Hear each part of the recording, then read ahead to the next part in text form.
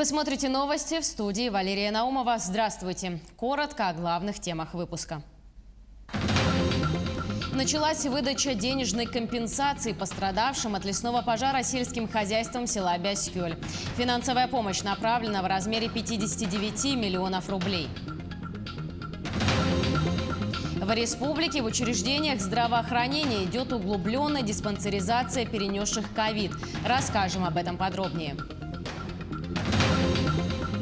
Медалисты Паралимпийских игр из республики получат стимулирующие выплаты из федерального и регионального бюджетов в размере до 4 миллионов рублей.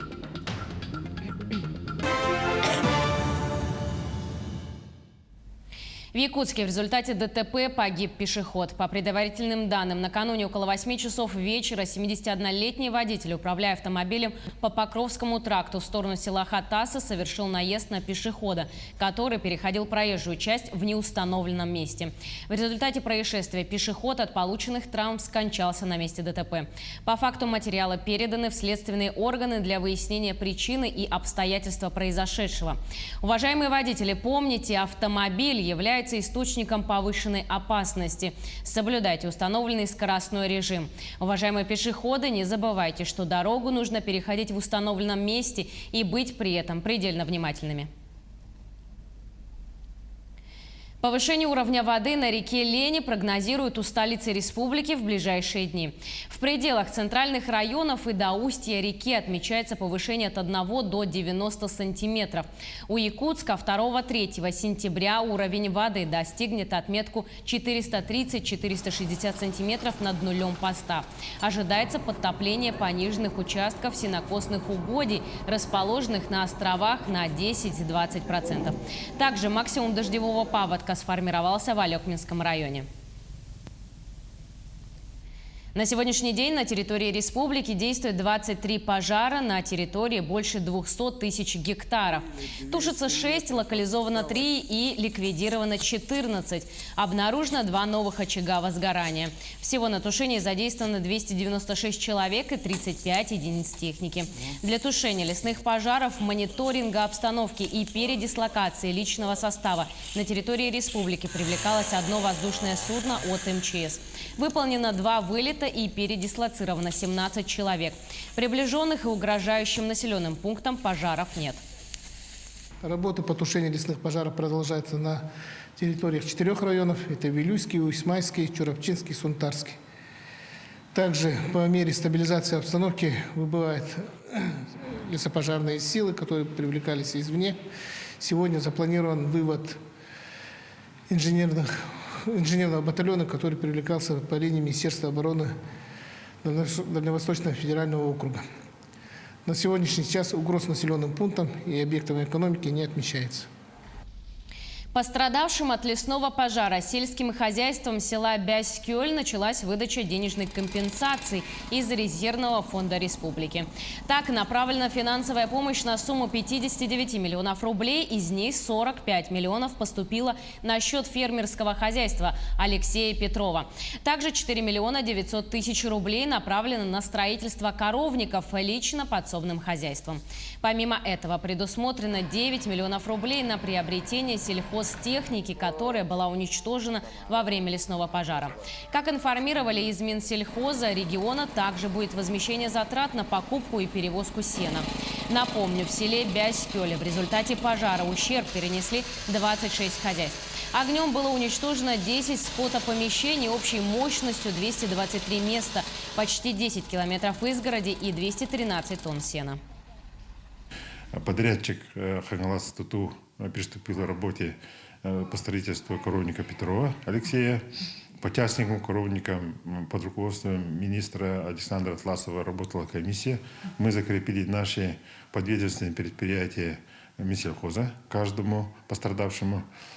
Пострадавшие будут покупать согласно тех денег, которые направлены на помощь, материалы будут покупать, а в частности в работе, как бы строить, это будет помогать наши подведомственные предприятия. Сейчас выводим кормовую единицу в целом по Бяскёлю, и по нашим подсчетам нужно завести где-то 1000 тонн сена извне поселка Бяскёль. Тем людям, у кого сгорело сено, будем, в частности, тоже цены тоже возмещать. А тем людям по каким-то причинам не смогли выкосить, подготовить цены, они будут сами покупать цены. А транспортные расходы мы сами будем возмещать. Перейдем к эпидобстановке. На сегодняшний день в республике выявлено 142 новых случая коронавирусной инфекции. Из них 83 в Якутске, в Чурапчинском районе 10 случаев заражения, в Вилюйском 6. В Мегино-Кангаласском, Мирнинском и Сунтарском районах по 4 случая. Еще в 17 районах от 1 до 3 заболевших. Между тем, в учреждениях здравоохранения идет углубленная диспансеризация перенесших ковид.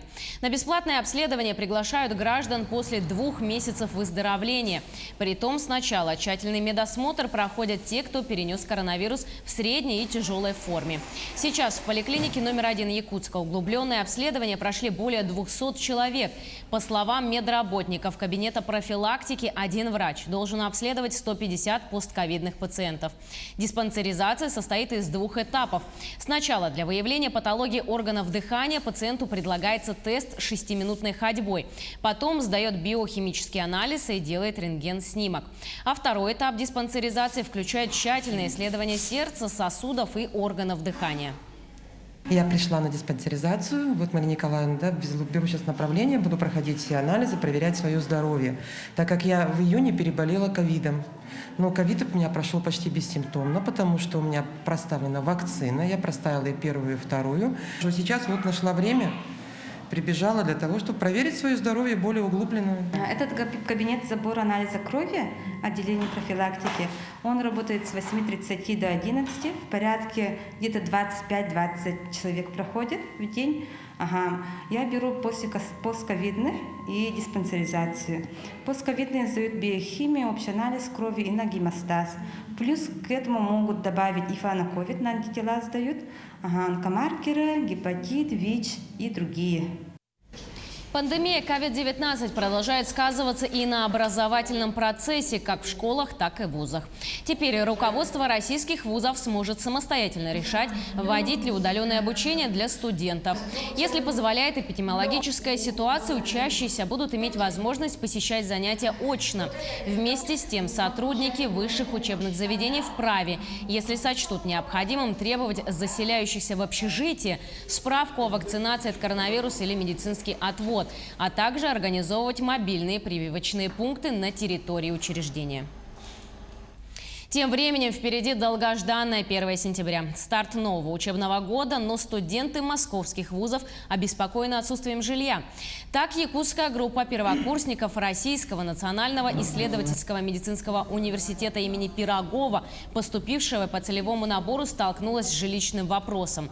В университетском общежитии мест нет. Дефицит жилья наблюдается и в других вузах, отмечают якутяне.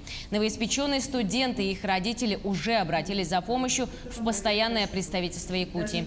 Там будущим медикам обещали помочь, уже направлены официальные письма и напомнили, что каждый якутянин, которому требуется социальная или даже юридическая помощь в Москве, может обратиться к ним и получить ее в стенах постпредства Якутии по адресу Мясницкий проезд, дом 3, строение 1.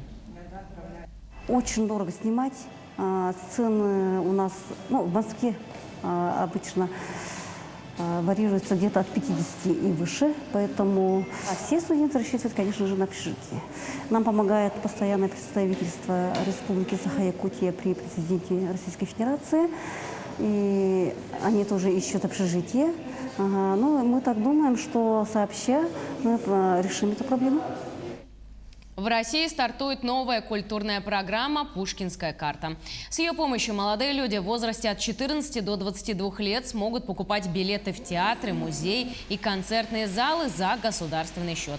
Речь идет о специальных счетах. Находящиеся на них деньги можно будет потратить только на культурные мероприятия.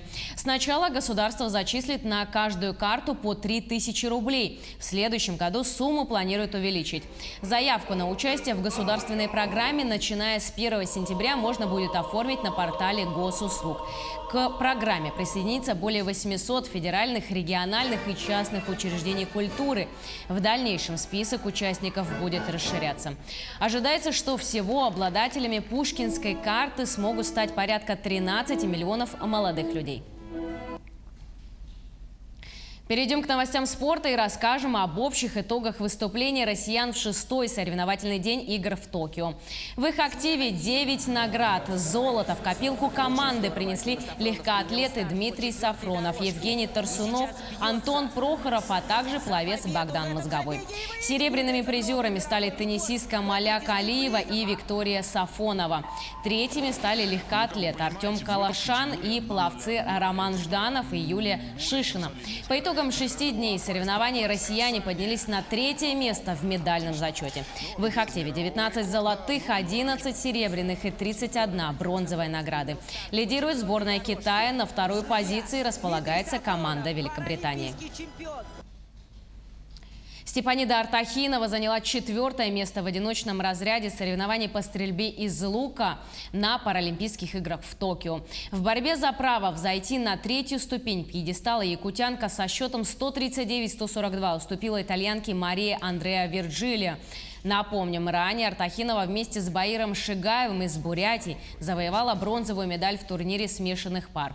В минувшем соревновательном дне игр выступила и другая якутянка Алена Дмитриева. В составе команды ПКР в 3 партиях обыграла сборную Руанды в матче группового этапа соревнований по волейболу сидя. Якутянка в этой встрече записала на свой счет 1 очко. В следующей игре россиянки сойдутся с командой США. Матч пройдет 1 сентября. Продолжаем тему спорта. Медалисты Паралимпийских игр из республики получат стимулирующие выплаты из федерального и регионального бюджетов.